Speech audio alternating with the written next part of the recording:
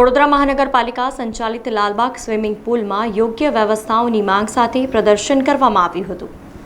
વડોદરા મહાનગરપાલિકા સંચાલિત લાલબાગ સ્વિમિંગ પૂલમાં અનેક સમસ્યાઓ છે, ત્યારે આજે સ્વિમિંગ પૂલ ખાતે સામાજિક કાર્યકર અતુલ ગામેચેની આગેવાનીમાં લાલબાગ સ્વિમિંગ પૂલના આજીવન સભ્યો તેમજ અન્ય લોકોએ એકત્ર થઈ યોગ્ય વ્યવસ્થાઓની માંગ સાથે પ્રદર્શન કર્યું હતું। 5-6 દિવસ પહેલા 4 ટાઇલ્સ ખાલી હતી, આજે 1.5 ટાઇલ્સ ખાલી છે, એટલે 2 દિવસ 3 દિવસમાં ભરાયું છે થોડું।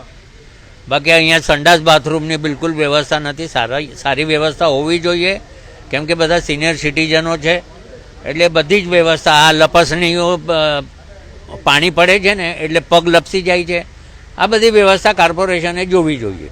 લગભગ 2 મહિનાથી કોર્પોરેશને આ સ્વિમિંગ પૂલ બંધ રાખ્યો હતો, બરાબર। હવે 2 મહિનામાં અમને બધા સ્વિમરને આશા હતી કે કંઈક સારું કરશે, વ્યવસ્થા સારી કરશે, સ્વિમિંગમાં અહીંયા રોજમાં સ્વચ્છતા રાખશે વગેરે વગેરે, પરંતુ 2 મહિના પછી અમે આવ્યા પછી પણ અહીંયા સ્વિમિંગમાં અમને તરવાની ઈચ્છા નહીં થતી, એવું ગંદુ પાણી હતું અને લેવલ પણ ઘણું ઓછું, 2-2.5 ફૂટ। હવે અમે ધારો કે સ્વિમિંગ કરતા હોઈએ અને પાણી ઉપર આમ હાથ મૂકીએ ને તો હાથ પણ ઉપર ના પહોંચે, એટલે ગભરાઈ જવાય પછી, એટલે ગમે તે રીતે કરીને અમે પછી છેડે તો જતા રહીએ।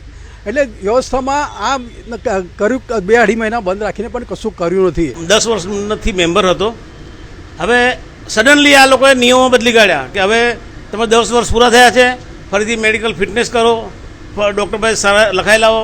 હવે અત્યારે બધાને સુગર ને ડાયાબિટીસ ને હાઈ બીપી તો બધાને રહેવાનું છે, એના માટે તો અહીંયા આવતા હોઈએ, તો ફરી પાછા ડૉક્ટર પાસે જવાનું, ફરી પાછું મેડિકલ ટેસ્ટ આપવાનો, અહીંયા ફરી પાછો સ્વિમિંગનો ટેસ્ટિંગ આપવાનું। શું અમે 10 વર્ષ પછી ભૂલી થોડા જતા હોઈએ કે સ્વિમિંગ નથી આવડતું? અહીંયા સંડાસની ફેસિલિટી પણ બરાબર નથી, એ બધા તૂટેલા છે અને બરાબર નથી, ગંદકી પણ એટલી બધી છે।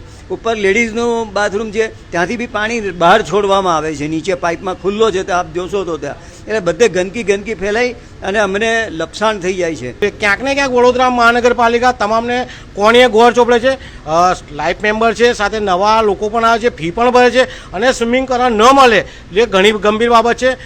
સાહેબ સાફ સફાઈ તો કરીએ જ છે રોજે રોજની, ટોયલેટ બી મારીએ છીએ અને સાફ સફાઈ રોજની થાય છે।